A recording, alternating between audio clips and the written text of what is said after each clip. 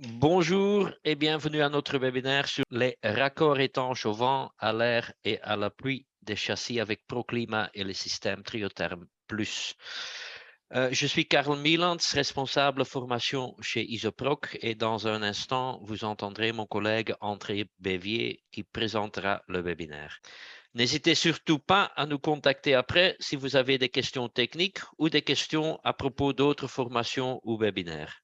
Mes collègues du support technique et moi-même vous aiderons volontiers. Et maintenant, je donne la parole à mon collègue André Bévier.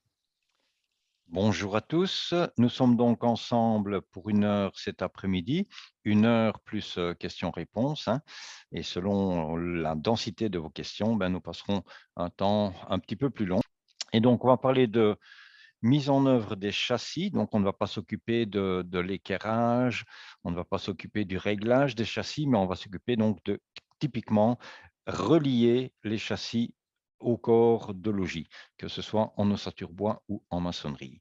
Et nous parlerons d'un produit qui est plutôt bien neuf, qui nous permet de faire la pose exportée des châssis, c'est-à-dire les châssis qui ne se trouvent plus dans l'épaisseur du mur, mais qui se trouvent au-delà de la construction. Et ça a tout à fait du sens par rapport à l'isolation thermique et donc mettre le double vitrage ou le triple vitrage dans la continuité de la couche isolante. Donc, n'oubliez pas de repérer, si vous avez des questions, le numéro dédié va apparaître dans le coin supérieur gauche. Et alors, vous pouvez toujours nous dire, tiens, la dia numéro un tel, j'avais une précision demandée. Chez Isoproc, donc nous sommes une société qui mettons à disposition une série de produits de qualité pour obtenir des bâtiments de qualité, mais ça ne suffit pas. Il ne suffit pas que les matériaux soient corrects ou même très bons pour obtenir un résultat correct ou très bon. Et il faut absolument que la mise en œuvre suive la qualité des matériaux. On va donc vérifier l'exécution correcte et chez nous, c'est quelque chose qui est vraiment très important. On va faire des tests d'étanchéité à l'air, y compris sur des conduits de ventilation, parce que test d'étanchéité à l'air, on pense généralement à un bâtiment complet.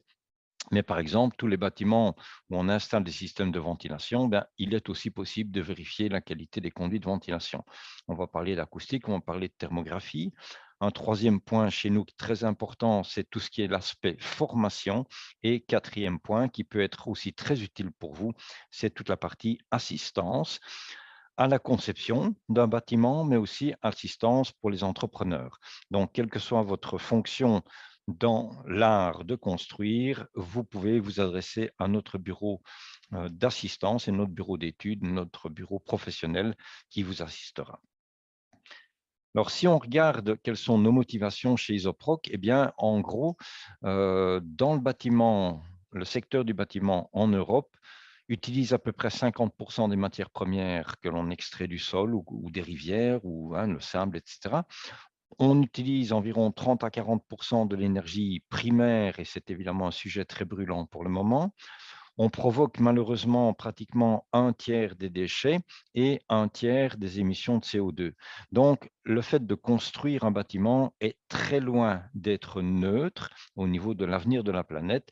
Et donc, nous sommes, nous, particulièrement actifs depuis déjà de nombreuses années sur le fronton de notre usine.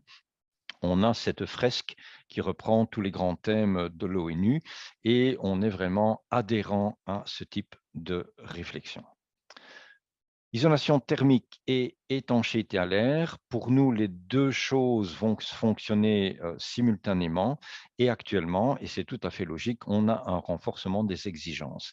Et quand on veut faire un bâtiment qui soit en même temps confortable, mais aussi économe, et dans économe, on va mettre le prix de construction, mais on va mettre aussi les frais de fonctionnement et on va rajouter la valeur de revente, comme on le ferait pour un investissement, pour un outillage, par exemple.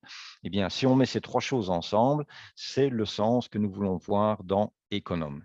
Et en plus, on veut un bâtiment qui soit sain. On aura donc trois choses à maîtriser simultanément: l'isolation thermique de l'enveloppe, et les châssis vont faire partie de cette isolation thermique. On va devoir assurer une ventilation adaptée dans le bâtiment, donc adaptée au nombre de personnes, adaptée au type d'occupation du bâtiment. Les châssis peuvent évidemment participer à cette ventilation et on a besoin, pour que cette ventilation soit programmable, maîtrisable et calibrable, on a besoin d'une enveloppe étanche à l'air. Et la jonction entre les châssis et les parois verticales vont évidemment être fondamentales dans cette situation. Si nous regardons ce qui se passe depuis 50-60 ans, on voit que l'évolution des châssis a été vers une complexité et une efficacité qui s'améliorent sans cesse, mais ça veut dire aussi des châssis de plus en plus lourds, des châssis de plus en plus exigeants au niveau de la stabilité, alors que dans le même temps, on a un affaiblissement des matériaux maçonnés. Et on a un affaiblissement structurel parce que l'on vise d'avoir une efficacité beaucoup plus grande au niveau de l'isolation. Donc, on se trouve avec des matériaux minéraux porteurs de plus faible capacité alors que l'on a des châssis nettement plus importants. Il va donc falloir trouver des solutions par rapport à ces deux directions qui semblent être en sens opposé.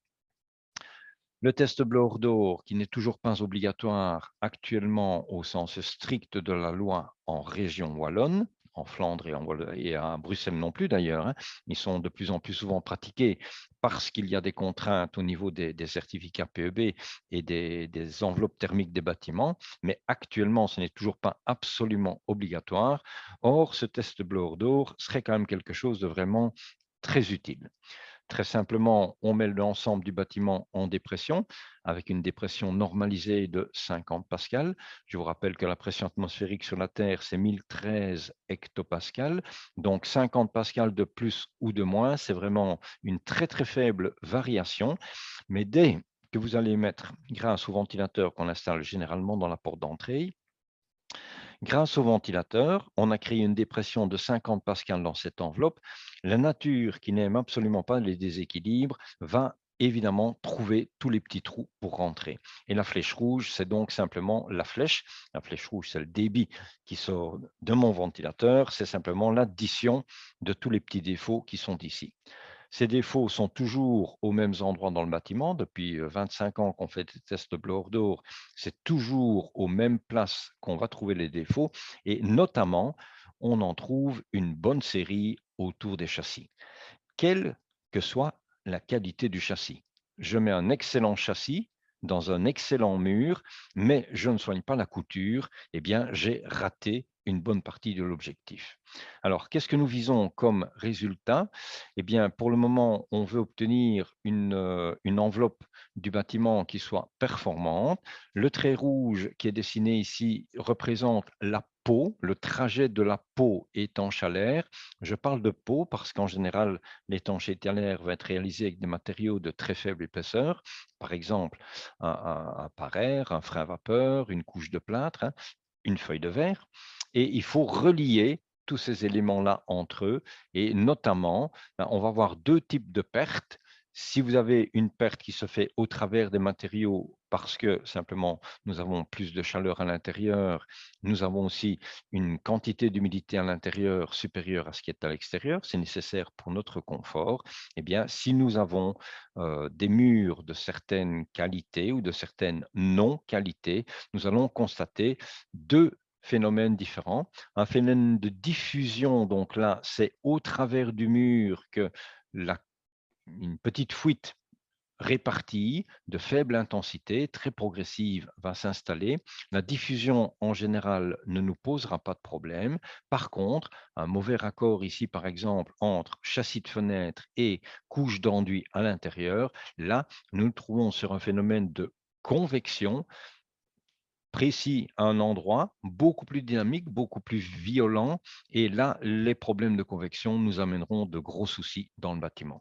Perte d'énergie, manque de confort, mais aussi ultérieurement risque de condensation dans l'isolant. Donc, nous ne voulons pas ce phénomène de convection. Donc, pour l'éviter, nous allons devoir, autour du châssis, mettre en place ce qu'il faut pour qu'il n'y ait absolument pas de fuite d'air. Alors, ce que l'on vise, donc on mesure en fait le niveau de fuite, c'est la flèche rouge de mon ventilateur de 2 ou 3 dias auparavant, qui se mesure en mètres cubes par heure, pardon, et on a 2 systèmes pour exprimer le résultat.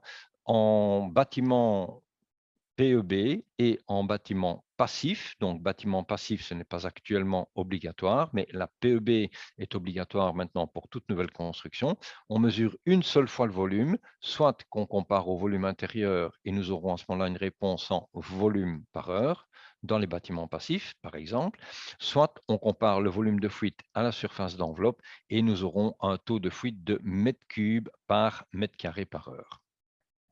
Ce que l'on vise actuellement, donc une maison passive n'est pas obligatoire, mais celui qui dit je fais une maison passive, le taux à atteindre, c'est 0,6 volumes par heure.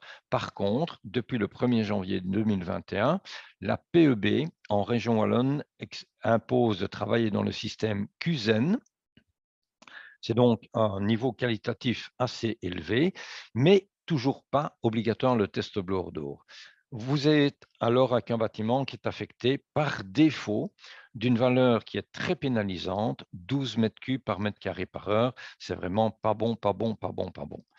Valeur réaliste parce que actuellement déjà dans les bâtiments que nous mesurons assez souvent, sans effort vraiment particulier, on constate des niveaux de fuite de 3 mètres cubes par mètre carré par heure. Et ça, c'est ce qu'on sait déjà faire. C'est ce qu'on sait déjà faire sans beaucoup d'efforts. Ce n'est pas suffisant. À l'heure actuelle, ce n'est pas du tout suffisant.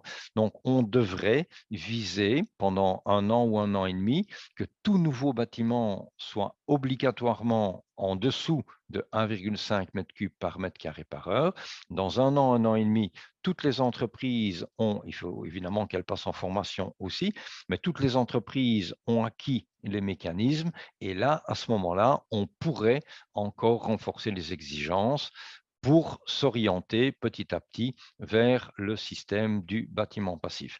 Attention qu'il y a toujours ici un changement d'unité. En bâtiment passif, on parle comparaison de volume de fuite par rapport au volume antérieur, tandis qu'en notion PEB, on parle en mètres cubes de fuite par mètre carré d'enveloppe.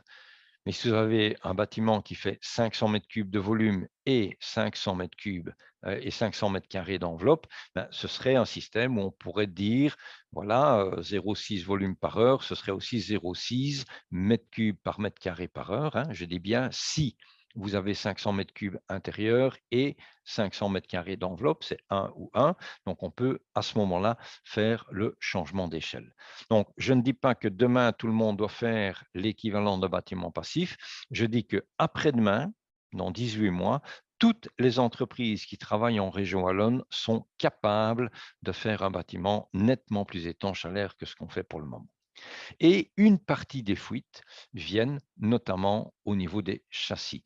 Par exemple, sur l'image de gauche, on a une photo numérique absolument standard, un châssis qui a l'air bien posé. Et puis, sur l'image de droite, on a mis en route le système d'infiltrométrie. Donc, on a créé la dépression. Et après quelques minutes, la photo thermique nous révèle qu'en fait, nous avons, donc ceci, toutes ces flammes, c'est toujours le résultat d'une fuite d'air. Et donc, typiquement, j'ai un châssis, quelle que soit la qualité du châssis, en fait, c'est derrière que ça passe, c'est sur la garniture, c'est derrière le chambranle et les brasements. Nous allons donc proposer une série de solutions pour éviter ces fuites et ces défauts. La première chose qu'il y aura à faire, c'est de choisir quel est le produit qui vous convient. Ce sera en fonction de la position de l'isolation. Quelle est la finition que nous avons à l'intérieur? Est-ce que c'est un enduit? Est-ce que c'est un ébrasement? Est-ce que c'est un lambris en plaques, en bois ou des plaques de plâtre? Quelle est la fonction que l'on vise? Selon qu'on est à l'intérieur ou à l'extérieur, on peut dire, tiens, je veux être étanche à la pluie, je veux être étanche au vent, je veux être ouvert à la vapeur d'eau. Est-ce que je place mon système d'étanchéité à l'air sur la face du châssis ou sur le flanc du châssis? On va voir que moi, j'ai une préférence absolue pour poser sur le champ du châssis plutôt que de poser sur la face. Et exigence, préférence que je peux tout à fait justifier. Et alors, on va voir aussi quel est le type de raccord. Est-ce que le support est très lisse et très régulier? Est-ce qu'on remet de l'enduit? Est-ce qu'on ne met pas d'enduit? Donc, tout ça va nous permettre de nous orienter vers les solutions. Solutions que j'ai classés, que j'ai séparés en deux catégories. Pour moi, il n'y a dans le bâtiment que deux types de raccords au niveau de l'étanchéité à l'air, ce que j'ai appelé des raccords secs humides. Alors, cette déclinaison en deux groupes est reprise dans les notes du CSTC, va être utilisée par l'Union wallonne des architectes aussi. Et donc, c'est pour classifier les choses. Donc, un raccord sec humide, c'est lorsque vous devez encore ajouter un enduit. Donc, typiquement, on est dans une construction maçonnée neuve, on vient poser les châssis et après, dans 8 jours, dans 15 jours, on a quelqu'un qui vient mettre un enduit. Je me trouve bien dans une situation sec, humide. Et je vais en voir deux variantes avec un système de ruban qui peut être noyé dans l'épaisseur de l'enduit. Il sera collé sur le châssis d'abord, et puis noyé dans l'épaisseur de l'enduit, quand l'enduit arrivera. Ou bien, j'ai un système qui est complètement adhérent, collé sur le châssis et puis collé sur le mur. Et là, simplement, il sera ensuite recouvert d'enduit. Donc, ça, ce sont mes raccords secs humides. Par contre, dans un bâtiment en ossature bois, très généralement, vous n'aurez que des raccords secs-secs. Et là, on va retrouver toute une série de raccords, et notamment au niveau des châssis. Alors, pour mettre ça en image, pour que tout le monde voit bien ce dont je parle, voici par exemple en coupe horizontale quelques situations où on va avoir des raccords secs humides. Si je commence ici par le dessin tout à fait à gauche, on a mis en place donc, j'espère que vous avez tous hein, une image agrandie. Et donc, on peut voir sur les petits schémas que je vous propose ici, c'est notre type de dessin. Donc, on va vous présenter les revues qui sont à votre disposition. On vous demandera, ceux qui sont désireux de recevoir ces documents, mon collègue Karl, tout à l'heure, vous posera deux questions, vous pourrez y répondre. Et donc, on va mettre en évidence ici que j'ai une partie autocollante qui est côté châssis, et j'ai une partie autocollante qui va venir se coller, par exemple, ici dans le cas, la partie A, c'est un ébrasement gaufré. Donc, nous avons un châssis qui se trouve relativement poussé vers l'extérieur. Eh bien, je ne peux pas me contenter d'une patte Z comme ça qui vient ici, et le plafonneur ne peut pas venir poser de l'enduit directement sur un matériau isolant qui est là dans la coulisse posée par le maçon. On a besoin, et il faut donc prévoir la largeur pour le mettre en place, on a besoin d'un panneau qui va faire la transition entre le châssis de fenêtre et le mur. Et puis on vient remettre de l'enduit par ici au-dessus. Eh bien, nous sommes dans une situation où le raccord est recouvert d'enduit. C'est donc bien un raccord sec humide, mais qui est recouvert d'enduit. Alors que ici, nous sommes dans la même situation géographique, mais on va travailler avec une partie qui est collée sur le châssis. Et puis ici, vous avez un treillis qui va être inclus dans la couche d'enduit. Donc, lui, il n'est pas collé, il va être enduit. On a la même situation ou les mêmes choix que l'on va pouvoir trouver en coupe verticale. Et on va donc voir ici, par exemple, avec le ruban que je vais détailler dans quelques instants, collé sur le châssis, collé sur le panneau, alors qu'ici, vous avez collé sur le châssis, noyé dans la couche d'enduit. Et en gros, voici donc les produits. Celui-ci, c'est à intégrer dans la couche d'enduit, collé sur le châssis. Vous avez une faible bande ici de 25 mm qui va nous permettre de faire le collage sur le châssis. Et puis pour le reste, c'est noyé dans la couche d'enduit. Alors que celui-ci, on a un autocollant sur les deux faces et il va pouvoir adhérer directement sur le mur. Alors, ça ira avec des murs de certaines qualités, ça n'ira par exemple pas dans le cas de rénovation. Mais dans le cas de rénovation, le Contega PV, voilà ce ruban avec le treillis qui est ici, eh bien lui va nous permettre, même en cas de mur très irrégulier, vous enlevez un ancien châssis pour remettre un nouveau à la place. Ce que vous trouvez derrière en enlevant l'ancien châssis n'est peut-être pas un mur extrêmement valeureux ou bien organisé, bien régulier. Bien, pas de problème, on pourra, grâce au Contega PV, on pourra quand même faire une parfaite mise en œuvre. Évidemment, le plafonneur devra peut-être aussi lui mettre du béton-contact. S'il considère que le mur n'est pas adapté à la pose directe d'enduit, il va mettre du béton-contact sur le mur pour améliorer l'adhérence du mur pour son plâtre, et notre bande ici sera juste à noyer dans l'épaisseur. Alors, on a une convention, on a fait une campagne de test et c'est approuvé par Knauf, un fabricant de plâtre bien connu. On a ici des systèmes qui sont agréés en Allemagne, Deutsche Industrienormen, Switzerland, Österreich. Donc, on est avec un système qui est tout à fait secure et validé. Ne pas oublier, dans les coins, on aura besoin d'une petite oreille. Alors, l'oreille, c'est simplement la bande qui est repincée et recollée sur elle-même. Et cette oreille va nous être nécessaire parce que dans le cas, par exemple, ici du châssis, entre l'extrémité du dormant et le mur, j'ai par exemple 3 centimètres, eh bien, il faut que le plafonneur puisse ouvrir la membrane pour venir la noyer dans l'enduit. Si on avait juste fait un angle droit au coin du châssis, c'est trop court, il n'arrivera pas à ouvrir la membrane, à écarter, à déployer la membrane. Et donc, la longueur de l'oreille, c'est généralement 20 à 25 mm. Si on a 20 à 25 mm entre le dormant et le mur, il vous faut une oreille de 20 à 25 mm. Mise en œuvre, on va donc trouver le châssis qui est déjà mis en place, pré-équipé de sa bande, hein, donc c'est vraiment important, on met toujours les bandes sur la tranche du châssis avant de mettre le châssis dans l'ouverture, c'est 50 000 fois plus facile. Le plafonneur applique une bande dans une fine couche d'enduit, on va imprimer la membrane dans l'enduit et mouillé sur mouillé, on vient faire la suite du travail. Donc, ce n'est pas je colle la membrane dans le plâtre et puis demain je viens continuer. C'est dans un seul geste que l'on va faire ça.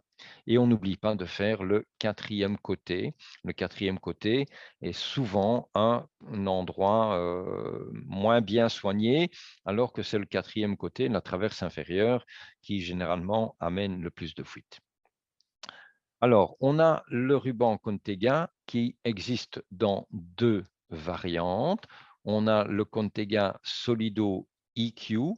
Solido parce que nous avons de la colle sur toute la surface ici, alors que le Contega PV, lui, c'était quelque chose qui était à inclure pardon, dans l'enduit, donc il n'y a pas de colle. Celui-ci est adhérent sur toute la surface. Et la différence que vous avez entre Solido EQ et Solido EQD, c'est que vous avez ici une partie en double face. Et cette double face va être très facile à utiliser pour poser sur la tranche d'un châssis. Donc ici, avant de mettre le châssis dans la baie, on l'a équipé sur les 4 côtés avec le Condega Solido EQ-D. On n'a pas oublié de faire les petites oreilles dans les coins. Et donc, après, on met le châssis en place. Dans ce cas-ci, il a été fixé avec des pattes Z. On déploie ensuite la membrane que l'on vient recoller et sur une qualité de mur comme ici, vous avez une adhérence suffisante et immédiate du ruban. Attention, ne jamais faire des raccourcis ou des arrondis, hein, donc il faut bien suivre le plus possible, vous faites des angles droits pour qu'il n'y ait pas de poche d'air non contrôlée derrière la membrane. Un plafonneur ne peut pas enduire sur quelque chose qui bouge ou qui est mobile, hein, ça ne fonctionnera pas. Donc, il faut toujours faire plutôt des angles droits. Si vous regardez tous les dessins qu'on a présentés, on va en revoir. On a toujours nos membranes qui sont mises le plus possible avec des angles droits. Donc ça, Contega Solido EQ-D, le double face, ou bien dans certaines situations, on pourrait se contenter du Contega Solido EQ, mais ici, nous sommes du côté extérieur et on a collé la membrane sur la face extérieure du châssis, mais qui va être ensuite cachée par un ébrasement ou un isolant complémentaire. Donc, c'est éventuellement possible sur le côté extérieur. Je le déconseille totalement sur la face intérieure du châssis. Les avantages de Contega Solido EQ, donc, c'est la totalité de la surface qui est adhérente. Grâce à ça, dès que le collage est fait, vous avez une étanchéité à l'air instantanée, tandis que dans le cas du Contega PV, qui était à noyer dans la couche d'enduit, vous n'avez l'étanchéité à l'air que quand le plafonneur est passé et qu'on l'a noyé dans la couche d'enduit. On a, avec le Contega Solido EQ, un produit qui convient aussi bien pour l'intérieur que l'extérieur. Donc, c'est comme notre Intello, il est hygrovariable. On a une colle qui résiste à l'eau, il colle très bien sur tous les matériaux classiques du bâtiment. Donc, en mur neuf, sans hésitation, ça peut fonctionner. En rénovation, on aura quand même une petite préférence pour le Contega PV qui me paraît plus sûr. Ça convient aussi, bien entendu, pour l'ossature bois. On va le voir dans quelques instants. Alors, quelques petits conseils de pose. Vous devez toujours vérifier que les châssis soient sans silicone, sans graisse, et donc particulièrement dans le cas des châssis en aluminium, passer un petit chiffon avec du CCL4 pour assurer le dégraissage, c'est vraiment un luxe qui n'est pas superflu. Vous pouvez améliorer les supports et on va voir qu'il y a d'autres produits encore avec un primer, mais on va parler dans quelques instants d'Aerofix qui nous permettra de faire ça aussi. Alors, Pressfix, c'est la petite spatule que vous voyez ici et Pressfix, c'est vraiment important. Quand vous travaillez avec des rubans, pour assurer une étanchéité correcte, fiable et immédiate, vous devez bien presser. Donc, ce n'est pas juste passer avec la main et appuyer avec la main, ce n'est pas assez. Vous allez faire 1 mètre ou 1,50 m et puis tout d'un coup, c'est chaud au bout du doigt et après, on pousse beaucoup moins fort. Ça ne convient plus. Donc, vraiment, le presse-fixe, c'est quelque chose d'important pour les rubans. Attention, quand on parlera de colle en cordon, faire un cordon de colle, là, il ne faut pas écraser le cordon de colle.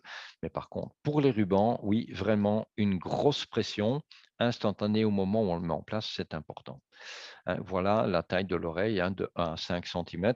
Généralement, c'est plutôt de 1,5 jusqu'à 3,5. 5 cm, c'est déjà, me semble-t-il, beaucoup, en tout cas dans beaucoup de cas. Ne pas étirer le ruban. Donc, vous devez mettre le ruban le long du châssis, on l'applique, on presse bien avec le presse-fixe, mais il ne faut pas étirer le ruban. En ossature bois, voilà ce que ça va donner. Et alors, vous allez voir, donc quand je citais tantôt pour dire, voilà, faites bien un angle droit ici, surtout pas faire un arrondi. Ça ne conviendra pas. Et la même chose à l'intérieur, hein, faites bien quelque chose qui vient et qui se remet en place. Et donc, vous voyez bien ici, donc on va faire encore une fois la petite différence. Contega Solido EQ-D, j'ai une partie collée sur le châssis, une partie qui est l'autre face, tandis que ici, celui-là, c'est Contega Solido EQ tout court, il n'est pas double face. Vous pouvez aussi travailler avec un cadre en multiplex. C'est assez courant en partie néerlandophone, c'est un peu moins courant en partie francophone, mais ça dépend des situations.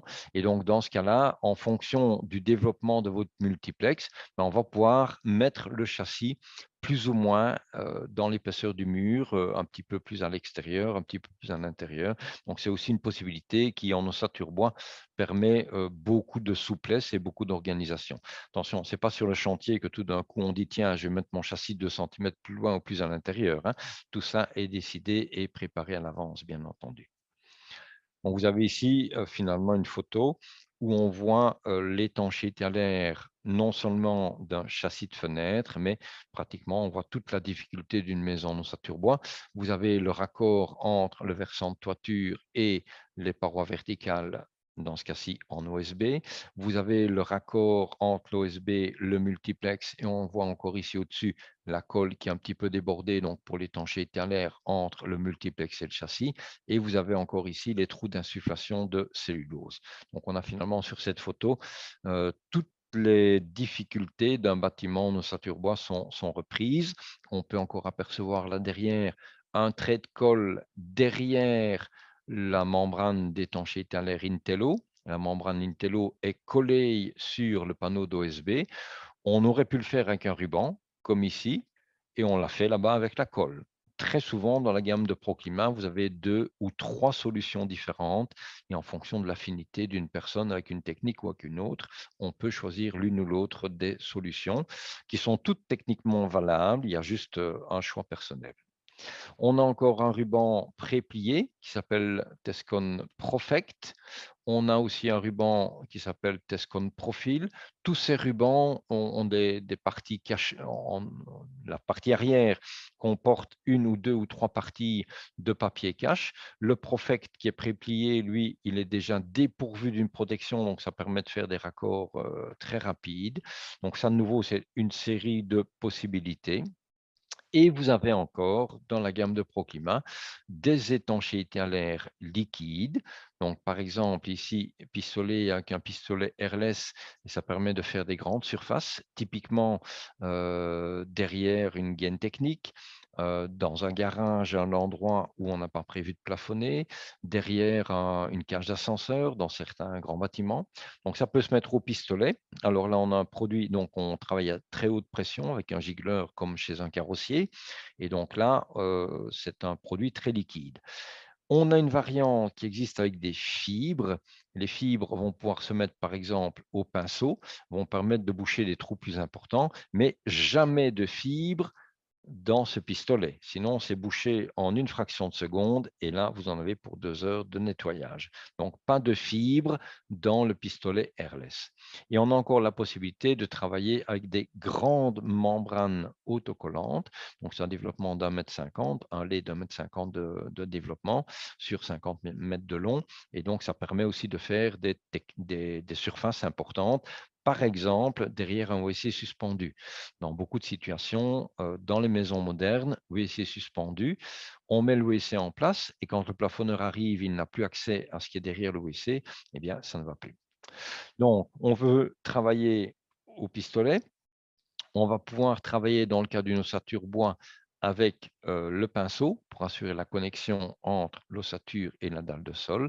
Et on a un petit pistolet très léger, donc ça coûte 250 ou 280 euros, qui se branche sur un petit compresseur de chantier normal. Et vous avez ici une bague qui permet de, en tournant, choisir, soit on va faire un trait de cordon, un trait comme avec du silicone, soit on va faire une pulvérisation. Et donc, on pourrait très facilement résoudre ce type de connexion. Nous sommes dans une des situations pratiquement les plus compliquées pour la pose des châssis. C'est quand nous avons une porte-fenêtre qui va venir au niveau du sol. Donc ici, par exemple, à l'extérieur, il y a peut-être encore une terrasse qui va arriver. Ici, à l'intérieur, on va mettre le carrelage. Eh bien, on a besoin de coller étanche à l'air entre ce qui est étanche à l'air, c'est-à-dire mon châssis, et ce qui est étanche à l'air, la dalle de béton. Et grâce à Aérofix, on va pouvoir pistoler le trait blanc et bleu que vous avez ici. C'est le pistolage qu'on va voir sur la photo suivante, hein. Voilà, on va regarder ça directement. Vous avez soit maçonnerie, soit dans un bâtiment en ossature bois, ça pourrait être aussi en ossature bois. On va donc venir faire la jonction de cette partie-là avec le système Aérofix, Aerosanaviscon disposé avec le pistolet Aérofix. Et puis simplement, on va venir recoller la bande qui, comme d'habitude, avait été collée sur le pourtour du châssis. Et là, je viens remettre en place. Et donc, au total, j'ai bien assuré la connexion entre le pied ou la traverse inférieure de ma porte-fenêtre jusqu'à la dalle de béton. On va en profiter pour dire qu'ici, on a déjà employé le système Blogelb Triotherm, qui est un système qui nous permet aussi de couper les ponts thermiques. Et donc, on a une pièce ici qui est capable de reprendre la charge du châssis, hein. Imaginez un triple vitrage coulissant. On se trouve avec des vitrages feuilletés, hein, pour les normes de sécurité. Donc, on se trouve très vite maintenant avec des vitrages qui font de l'ordre de 50 à 60 kg du mètre carré. 4 mètres carrés de vitrage, ben, c'est 240 kg. Mobile, eh bien, nous avons besoin d'un support tout à fait solide et fiable. Et donc, c'est Triotherm, dont je vais parler dans quelques instants, qui va nous permettre de faire cette mise en œuvre très, très efficace et très pertinente. Alors, on peut encore, et ça c'est un petit peu dommage, bon, c'est une photo qui ne vient pas de chez nous, quelqu'un qui a fait son remplacement de châssis et malheureusement, c'est pas très clair sur la photo ici, mais on s'est contenté de mousse polyuréthane qui évidemment est totalement insuffisant et on va pouvoir améliorer et corriger en partie les défauts grâce à notre Aerosanaviscon Fiber qui va être dans ce cas-ci posé à la brosse. Il faut être assez généreux pour tout boucher et il faut avoir pris le temps de mettre une bande de papier cache sur le châssis. Bon, ça, c'est de la correction, hein, ce n'est pas du tout la pose que nous recommandons, hein. C'est une situation de sauvetage, mais ce n'est pas ce qui est prévu. Un autre produit qui est encore disponible dans la gamme de chez Proclima, c'est Extosil. Et Extosil, donc cil jointoyant étanche hein, en anglais, et Exto parce qu'il est extensible. Et donc l'Extosil va nous permettre par exemple de faire la jonction ici au-dessus et de faire la jonction ici en dessous. En photo, si on regarde par exemple quelques bâtiments importants qui ont été réalisés, vous avez Extosil qui va nous permettre de faire autour des fixations mécaniques, grâce à sa capacité d'allongement, ça va nous permettre de faire des raccords complètement étanches à l'eau, au vent et à l'air.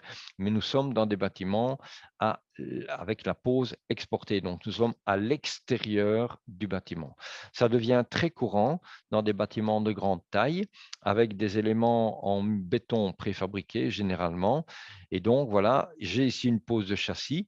Ben, tout est étanche, à l'eau, à l'air.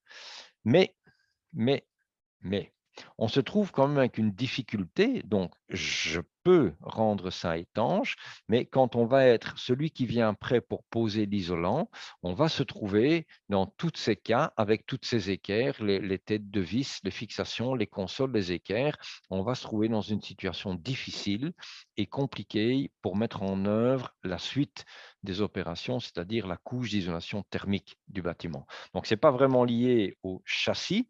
La pose des châssis, on peut dire, ben, OK, moi j'ai fait mon travail, hein, c'est étanche à l'eau, à l'air, au vent, tout OK. Mais la pose pour le suivant est un peu compliquée. Donc, on va relativiser l'intérêt de cette solution.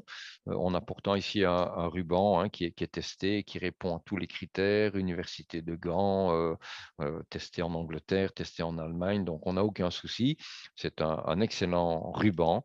Et on va l'utiliser aussi à un autre endroit qui est, par exemple, ici, sous les seuils en aluminium, typiquement dans toute une série de constructions en ossature bois. On va avoir deux objectifs, garantir absolument qu'il n'y a pas de pénétration d'eau liquide, hein, d'eau de pluie qui puisse pénétrer dans l'ensemble de ma construction.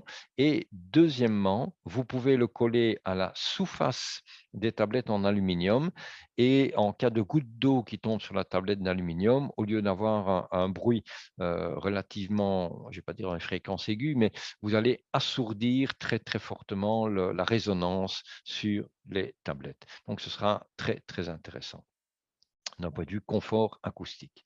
Donc en résumé, vous pouvez travailler avec Extosil, mais comme toujours, la préparation du support est importante, donc pas de gras, pas de silicone, pas de couche de glace. On devra bien presser. Ici, on travaille plutôt avec un petit rouleau, plutôt qu'avec le presse-fixe dont je parlais tout à l'heure. Et on peut, dans de nombreux cas, remplacer Extosil par Contega Solido EQ. Donc, sur les deux côtés verticaux et sur la traverse inférieure, on peut travailler Contega Solido EQ parce qu'il n'y aura pas d'eau stagnante. Par contre, la traverse supérieure, ça, Contega Solido EQ, n'est pas prévu pour rester 2, 3, 4 mois à l'extérieur. Ce ne sera pas étanche à l'eau stagnante. C'est étanche à l'eau battante, ce ne sera pas étanche à l'eau stagnante. Le mieux, ce sont les profilés triothermes. Et donc, le système triotherme, c'est celui qui va nous permettre de faire la pose exportée des châssis, la pose en dehors du mur porteur. C'est une pose qui se réalise déjà depuis des années, mais avec toute une série d'artifices et de situations qui ne sont pas toujours très simples.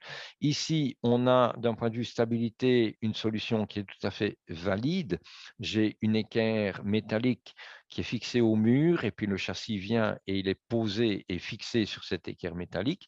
Donc, d'un point de vue stabilité, ça, c'est correct. Mais quand on va venir voir à l'intérieur ce que ça donne, hein, vous avez ici des fentes qui vont être compliquées à gérer et qui vont être, d'un point de vue thermique, assez pénalisantes. Et de nouveau, vous trouvez avec une série de pattes métalliques, celles-ci sont encore assez discrètes, hein, on en a qui sont parfois bien pires. Et donc, la pose pour le façadier, le poseur d'isolation thermique va devenir plus compliqué. Alors ça, par contre, c'est pas du tout valide, hein. On n'est pas bon au niveau de la stabilité, on n'est pas bon au niveau de l'étanchéité à rien du tout et le châssis, finalement, il est fixé sur des boîtes d'allumettes, hein. Donc on a quelque chose qui n'est absolument pas correct. Un architecte qui passe sur un chantier, ça, vous devez refuser, hein, c'est inacceptable. Alors, on a des systèmes qui ont été développés de façon artisanale, donc on prépare un cadre isolant, mais malheureusement, vous le voyez sur la photo ici, eh bien, la fixation des pattes Z, on est de nouveau un petit peu dans l'acrobatique, donc la stabilité du châssis est loin d'être garantie. Là, c'est mieux. Au niveau stabilité du châssis, je pense que là, on n'a pas de problème, on a vraiment un appui en dessous, mais celui qui va venir mettre l'isolant, comment va-t-il s'y prendre? Et alors celui-là aussi, hein. Donc là, on a, c'est une photo qui a déjà quelques années et donc vous trouvez avec une pose très exportée. Donc on a mélangé le panneau de multiplex, on fait une très, très grande confiance à la mousse polyuréthane, hein, la mousse magique qui permet de tout arranger. C'est évidemment totalement illusoire, ça ne fonctionne pas. Ici, on a fabriqué des équerres. Ben voilà, tout ça est assez compliqué et malheureusement, on a aussi ce genre de situation. C'est un chantier il y a 1 an et demi. Je suis invité à passer sur un chantier pour donner des conseils. Et en fait, c'est trop tard. La brique de parement est déjà mise en place. Vous avez l'isolant de la coulisse de mur qui est déjà mis en place. Mais tous ces éléments-là, toutes ces fentes qui sont là font qu'en fait, l'isolant thermique sera totalement inopérationnel. On n'a pas l'isolation thermique qui était prévue sur la feuille de calcul. Et la question était: «Ah, et le poseur de châssis, comment est-ce qu'il va faire?» Eh bien, moi, je n'ai pas de réponse dans cette situation-là. C'est trop tard. Quand on en est là, je ne sais plus répondre. Le poseur de châssis, il va devoir attacher son châssis, je ne sais pas comment et en tout cas, il aura beaucoup, beaucoup de mal. Enfin, pour moi, personnellement, si on me demande de faire une pose étanche à l'air là-dedans, j'ai dit: «Écoutez, non, moi, je ne saurais pas le faire». Donc j'ai pas de solution. Et donc, nous allons proposer le système Triotherm. Le système Triotherm va résoudre toutes ces difficultés, tous ces problèmes et va permettre surtout de travailler en 2 temps distincts. On va pouvoir mettre en place le cadre isolant et mesurer les châssis, mettre en fabrication les châssis et immédiatement, l'ensemble des autres corps de métier, donc façadiers, isolateurs, maçons, vont pouvoir continuer leur travail sans perdre de temps, sans devoir attendre 1 mois et demi, 2 mois que les châssis soient arrivés, ou bien le poseur de châssis qui dit: «Écoutez, moi j'arrive, mais c'est trop tard, je ne sais plus travailler». Donc le système Triotherm va nous permettre de faire que les 2 parties d'un chantier puissent continuer à progresser. Alors on va voir 4 produits différents. On va voir le profilé Triotherm lui-même, proprement dit. C'est toujours la même longueur, on est avec 1,17 m. On a un système de queue d'aronde, mâle et femelle aux extrémités, donc on va pouvoir produire des longueurs en théorie infinies, en mettant bout à bout les éléments. Pour fixer le profilé Triotherm au mur, on va travailler simultanément avec de la colle en saucisse de 600 millilitres et des vis. Et pour venir mettre le châssis de fenêtre dans le précadre en Triotherm, on va travailler avec une bande gonflante. Je détaille tout ça en quelques photos. Donc, 4 produits qui vont nous permettre de tout résoudre. Alors, le profilé Triotherm est toujours à la face arrière gaufré.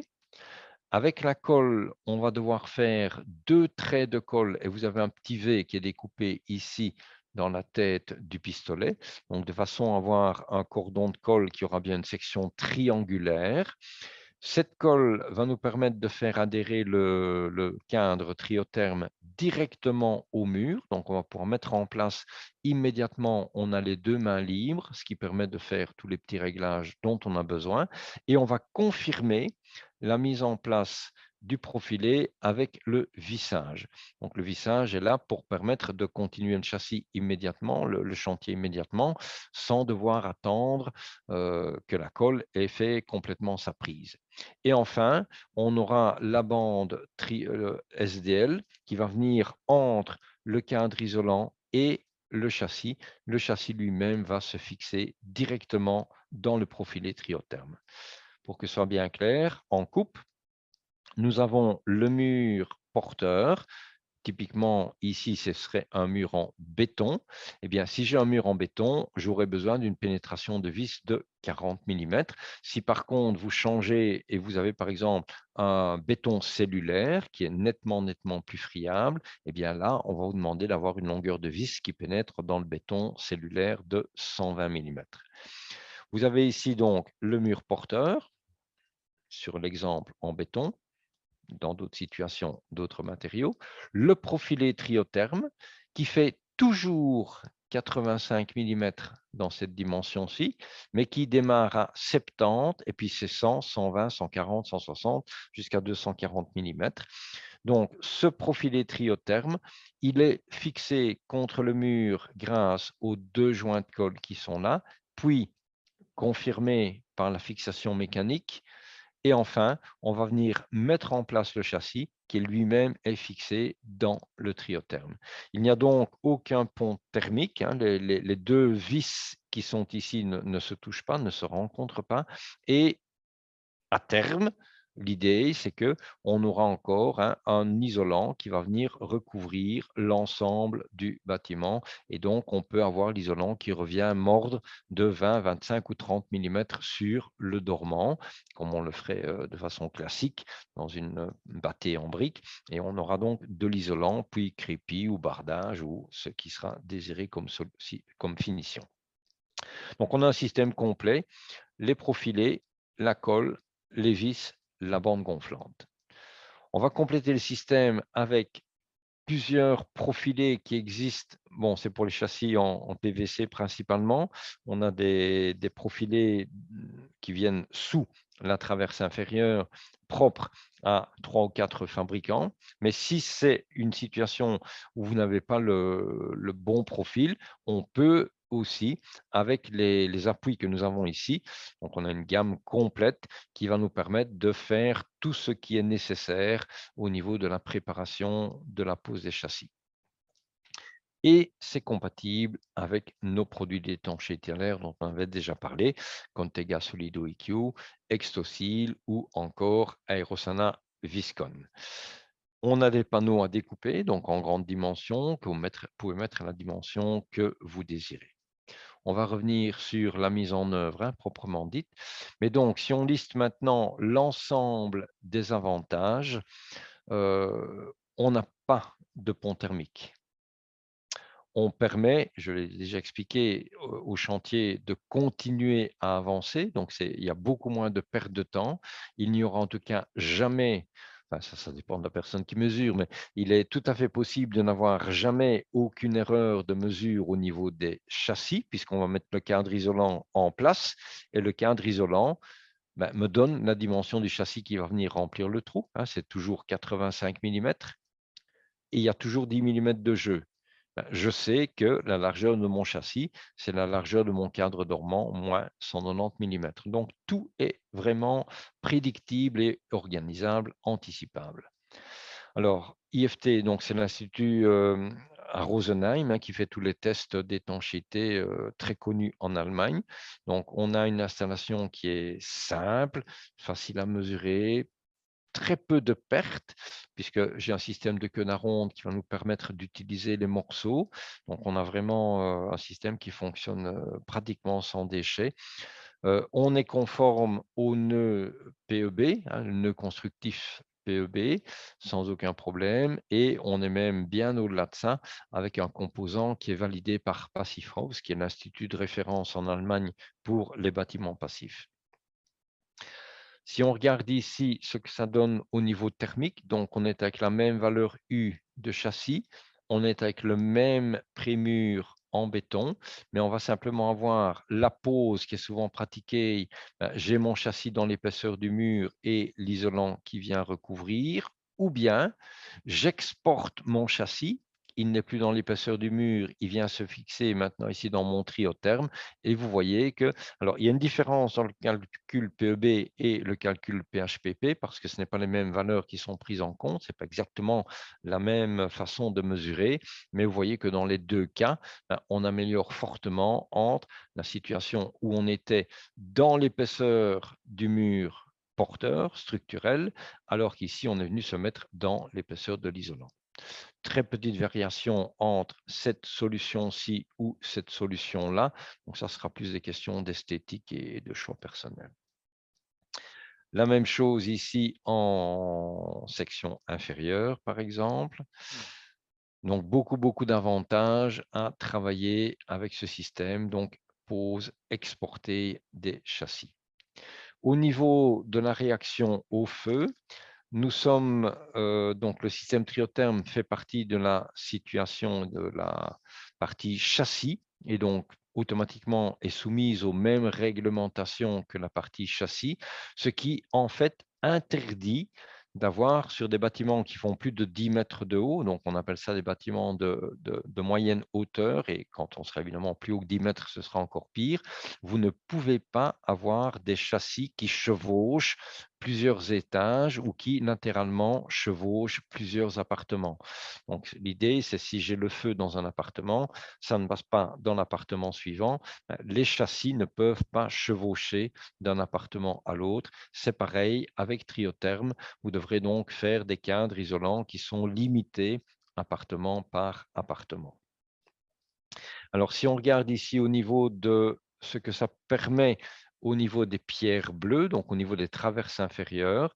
Donc ici, on a 5 situations différentes de mise en œuvre et on avait déjà vu tout à l'heure une avec la porte-fenêtre qui n'est pas reprise sur cette série-ci. Donc, ça fait une multitude de solutions qui sont possibles grâce à Triotherme et qui vont chaque fois nous permettre d'avoir des poses très efficaces sans pont thermique à la partie inférieure.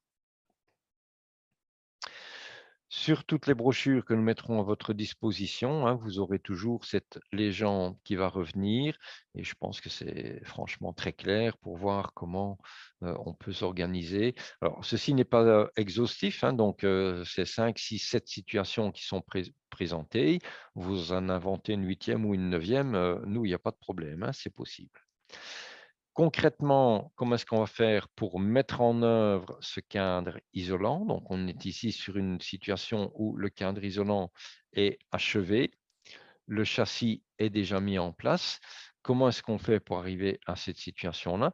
Donc, vous voyez ici, on est sur un mur maçonné en terre cuite alvéolaire. Ici, on va se trouver dans une situation, on est sur un prémur en béton. La première des choses, ce sera quand même toujours de préparer le support, donc bien dépoussiérer. Ici, il ne fait carrément qu'une brosse humide. Supprimer les grosses aspérités, des coulées, des lèvres de béton qui seraient là. Donc, tout ce qui est hors plan, c'est mieux de le supprimer, de l'enlever. On peut faire, si on a un doute, alors si vous avez un doute, nous, on n'a pas de doute sur la qualité de notre colle. On n'a pas de doute sur la qualité du système Triotherme. Ce qu'on peut avoir, c'est un doute sur le support. Quelle est la qualité du support? Ici, avec un prémur en béton, en fait, c'est un peu inutile. C'est clair et net que ça va marcher. Mais donc, typiquement, un test qui est facile à faire, un morceau mort d'une vingtaine de centimètres. Un morceau mort, c'est un morceau qui n'a plus d'assemblage que d'aronde, ou bien un morceau qui fait moins de 25 centimètres. On va voir qu'on ne doit pas mettre en œuvre des petits coursons de moins de 25 centimètres. Ce petit morceau qui est perdu, 2 traits de colle derrière, vous le plaquez au mur et après 24 heures de séchage, normalement, sans aucun problème, un ouvrier de 80 kg peut mettre tout son poids sur l'échantillon. Ce n'est pas l'échantillon qui va casser, ce n'est pas la colle qui va casser. En principe, le mur qui est derrière doit être suffisamment solide pour que lui-même, le mur, ne casse pas. On va donc préparer nos éléments. Comme je le disais déjà tantôt, au niveau des profilés horizontaux, ce sera toujours 190 mm de plus que le dormant. ou à l'inverse, vous avez mis votre cadre dormant, ben vous pouvez commander, vous pouvez fabriquer un châssis qui sera 190 millimètres plus étroit. Pourquoi 190? Parce que j'ai 2 fois 85 millimètres qui sont la largeur du profilé et j'ai 2 fois un jeu de 10 millimètres qui sont recommandés. Par contre, en hauteur, on va avoir juste la hauteur du dormant plus 10 millimètres parce que je n'ai une bande gonflante que sur la partie haute de mon châssis. Je n'aurai pas de bande gonflante sur la partie inférieure. Sinon, ben, j'aurai un châssis qui serait un peu flottant. Ça ne conviendrait pas du tout. Donc, on va décider quel est le niveau horizontal. On va décider quelle est la longueur et on va, grâce à une scie électrique, donc il faut une fine denture, ne pas tourner trop rapidement. Donc, on n'a pas, il faut une lame en fait avec une denture assez faible en épaisseur et on va pouvoir couper. Alors, pour faire les assemblages, donc vous avez l'assemblage ici qui est correct. Ça, c'est pas correct, il me reste une mortaise. Ça, c'est pas correct, ça, c'est pas correct. Et la même chose de l'autre côté, on va pouvoir assembler ces deux-là. Minimum, je l'ai déjà dit, 250 millimètres. Donc, si vous avez une chute de moins de 250 millimètres, en principe, elle est perdue. Il aurait peut-être été intéressant d'organiser votre débit autrement, hein, en traitant plusieurs fenêtres simultanément, par exemple. On va, avec le V qui est ici présent dans le pistolet, faire cette lèvre continue qui permet d'avoir deux cordons. Donc, on va faire deux cordons, hein, bien épais, bien réguliers, et sous 23 degrés, 50% d'humidité, donc une belle journée de mai ou début juin, nous allons pouvoir en quelques minutes mettre en place. Donc, on va venir plaquer l'élément pré-encollé et à la bonne longueur. Au marteau, on l'applique directement. On a encore un petit peu de temps pour faire le réglage horizontal, gauche, droite. Et on a évidemment, si on a été bien intelligent, on a commencé par faire un repérage au milieu de la baie avec la longueur de mon profilé plus 190 coupé au milieu. Et donc, on a un réglage gauche-droit, au bas, horizontal. Quand tout ça est fait, on va venir mettre en place les vis et l'imposition. Donc, tout est normé, hein, c'est un système allemand, donc tout a été calibré. Et on va mettre en place donc le système ici avec une vis à 150 millimètres de chacune des extrémités. Si vous avez une jonction, il faut une vis supplémentaire à 100 millimètres. Tout ça est dans notre documentation, hein. Tous ces chiffres-là sont évidemment publiable. Et on va visser. Alors, si vous êtes dans un mur béton, il faut percuter dans le mur béton, mais en réalité, dans le profilé triotherme lui-même, on passe simplement par vissage, hein, sans avoir besoin de préforer. Au niveau des coins, on va donc j'ai mis en place ma traverse horizontale, elle est calée de niveau, elle est chevillée, vissée. Il n'y a pas de cheville, hein, ce sont des vis entretoises sans cheville. On vient faire un L comme ça avant de venir appliquer la partie verticale et il faut évidemment bien venir écraser ce L pour avoir la parfaite continuité entre le profilé horizontal inférieur et la jambe verticale. La même technique de tapoter pour le mettre en place, fixer mécaniquement, et puis on passe sur la traverse supérieure. Et là, de nouveau, donc le L en colle ici au-dessus, hein. L'importance, on a un double trait de colle derrière toute la longueur du profilé. Donc, j'adhère au mur. Si je fais bien la même chose ici et à cet endroit-là, tout ça, je suis déjà dans un matériau qui est complètement étanche à l'air. Donc, le schéma d'implantation des vis est donné, 150 millimètres des extrémités, et là c'est 200, après c'est tout 200. 150 millimètres, pourquoi? C'est parce qu'on va avoir le poids du châssis qui va venir se remettre verticalement bien à cet endroit-là. La traversée inférieure, on n'a pas de profilé gonflant, on n'a pas de bande gonflante. Donc, selon le type de châssis, on aura prévu une pièce d'appui ou une plainte, ou bien simplement joint de colle comme ça, et le châssis va venir s'appuyer, s'asseoir dedans. Pour la bande gonflante, on va mettre à gauche et à droite la bande gonflante sur les profilés. Donc, je reviens ici. À gauche et à droite, les montants verticaux, vous allez coller la bande gonflante directement sur le cadre isolant triotherme, alors que pour la traverse supérieure du châssis, je recommande vraiment de venir la coller sur le châssis. Et là, ce sera coupé exactement à la largeur du châssis. Donc, c'est largeur du châssis coupé exactement aux deux extrémités. Ces bandes gonflantes existent dans toute une série de gammes, 30 pour 6 à 15 mm de développement, 35, 40, 54, 84 mm, en fonction des épaisseurs de châssis que vous allez mettre en place. Il nous reste à mettre le châssis en place, bien réglé, qu'il soit dans le plan. On a les petits coussins gonflants qui permettent de faire l'équerrage parfait et on va avoir après à visser le châssis, le dormant, dans le cadre isolant. Et là, de nouveau, le nombre de vis, je vous rappelle, c'est un système normé en Allemagne.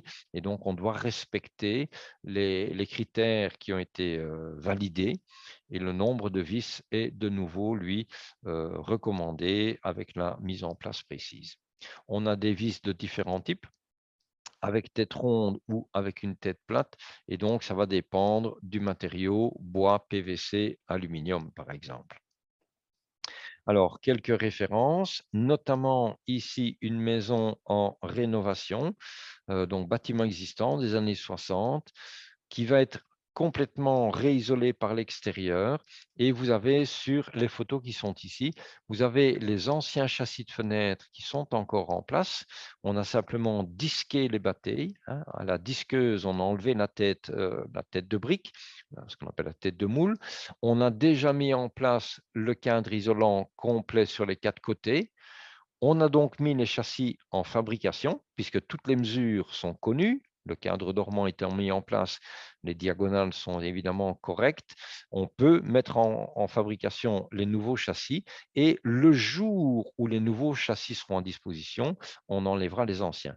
Donc, vu de plus près, on voit que la bâtille a été disquée, le cadre isolant est mis en place avec la colle aux bons endroits, avec les vis de la façon adéquate.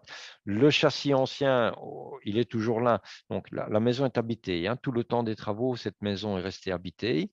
Donc, le châssis est toujours là. Il ne tient plus très fort, on est d'accord. Il n'est plus vraiment, il ne faut pas à ce moment-là une grosse tempête. Mais le jour où le châssis neuf arrive, on va enlever l'ancien objectivement, ça a pris 3 minutes et mettre le nouveau. Et là, le nouveau, objectivement, ça a pris 15 à 20 minutes par châssis. Un autre endroit du même bâtiment, ce sont de nouvelles baies. Donc, on a créé de nouvelles baies à cet endroit-là. Le cadre isolant, vous le voyez préparé ici, donc sur toute la longueur avec son double joint de colle. Voilà, ici, on travaille avec un cadre isolant sur 3 côtés uniquement, donc c'est une petite exception, mais c'est parce que nous avons un seuil en pierre de taille, enfin, tout le soubassement étant moins long et déborde par rapport au mur. Mais donc voilà, on est prêt. Et si vous regardez derrière, à l'intérieur, eh bien, on peut voir que le joint de colle ici, bon, objectivement, il aurait pu être 3 mm plus derrière le profilé triotherme, mais donc on a une continuité de l'étanchéité à l'air qui est complètement assurée. Donc, dans ce cas-ci, on avait replafonné ou recimenté plutôt parce que le reste du mur était quand même vraiment très, très inégal. Donc, c'était compliqué on aurait dû mettre beaucoup plus de colle et on n'aurait pas pu vraiment être certain de l'étanchéité à l'air. Ici, on a donc recimenté parce que le mur était insuffisant au départ. Et nous trouvons donc maintenant, quelques jours plus tard, les nouveaux châssis sont arrivés. Ils ont été mis en place dans les 2 situations. Et si on vient voir de près, voilà pourquoi je recommandais de couper la bande gonflante sur la traverse supérieure exactement à la taille du châssis, alors qu'en vertical, ce sera toute la hauteur de la jambe verticale. Et quand ça gonfle, voilà, vous avez un joint comme ici, donc qui est parfait et qui fonctionne, qui garantit une parfaite étanchéité à l'air. Une idée de prix?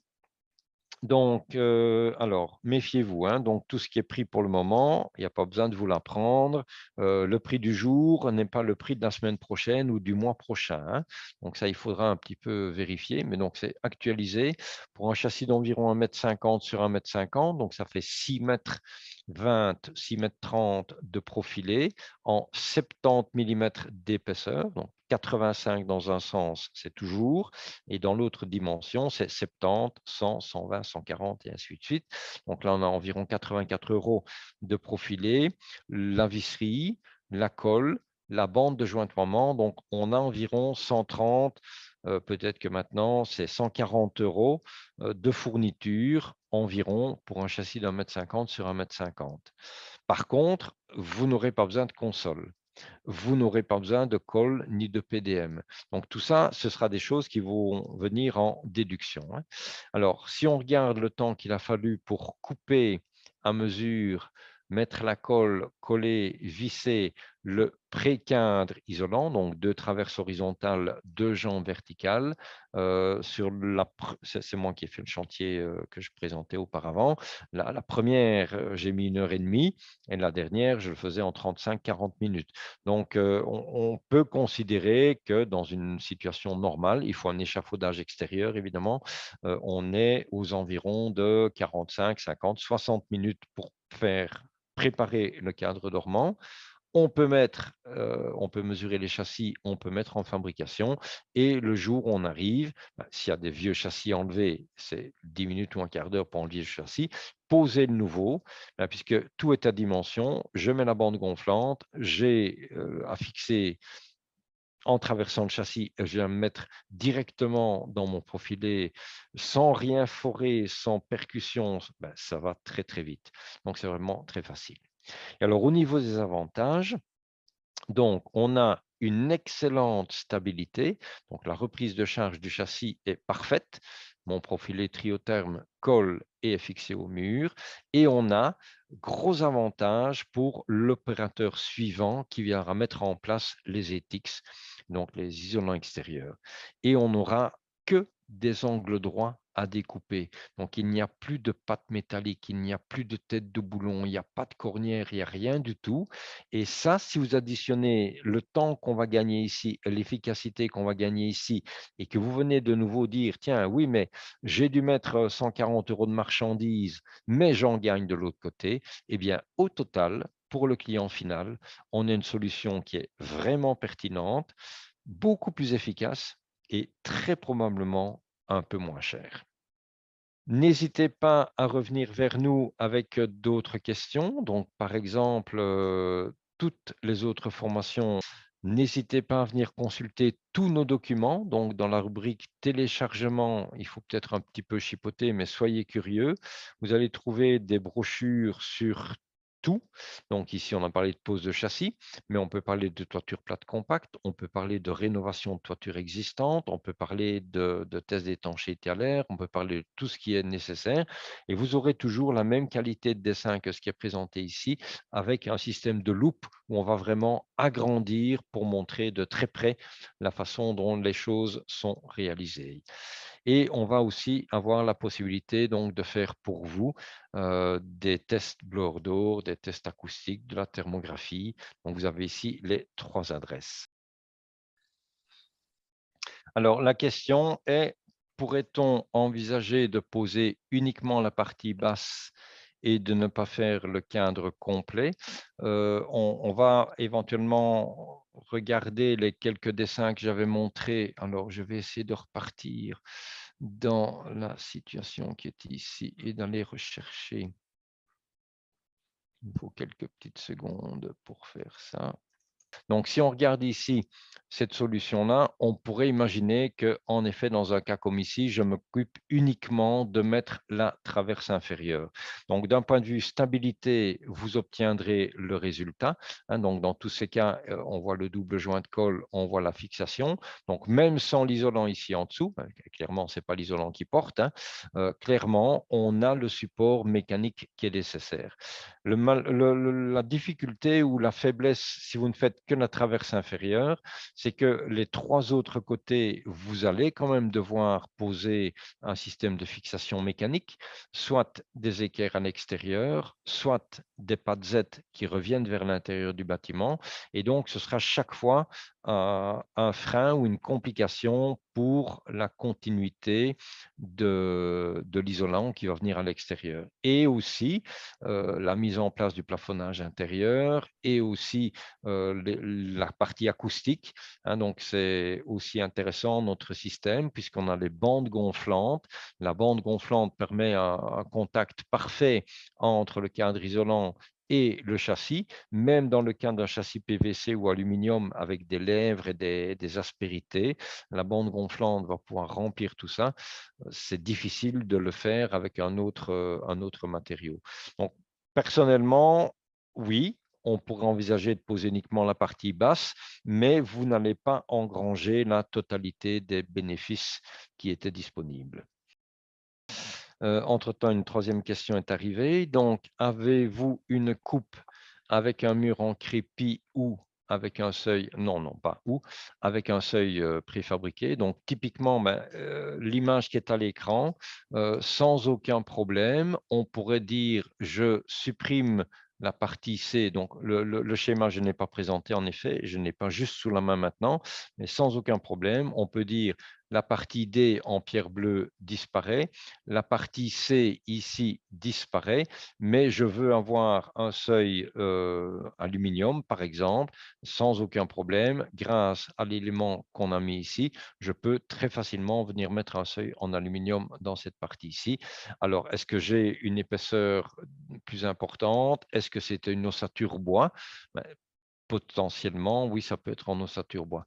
Donc, Daniel, je vous invite, si ce n'est pas suffisant comme réponse, vous me faites un petit schéma de la situation à laquelle vous avez pensé et je chercherai à vous renvoyer en retour de courriel ce qu'il faut pour avoir une solution complète, probablement en ossature bois. Alors, est-ce utile d'utiliser ce produit avec une ossature bois?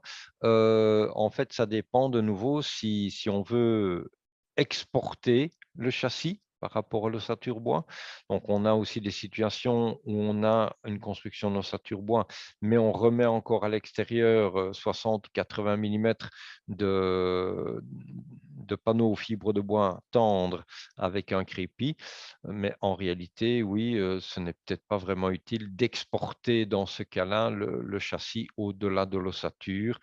Donc en effet, ce n'est peut-être pas vraiment, courant d'utiliser. Par contre, porte-fenêtre dans le cas d'une ossature bois, très facilement, et on rejoindrait un petit peu la première question, peut-on envisager de poser uniquement la partie basse?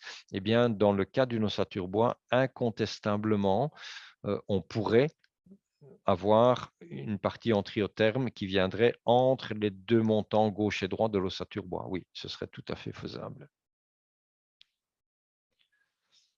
Voilà, si je n'ai pas été suffisamment clair dans mes réponses, c'est peut-être que je n'ai pas été assez, chercher dans ma tête les solutions idéales.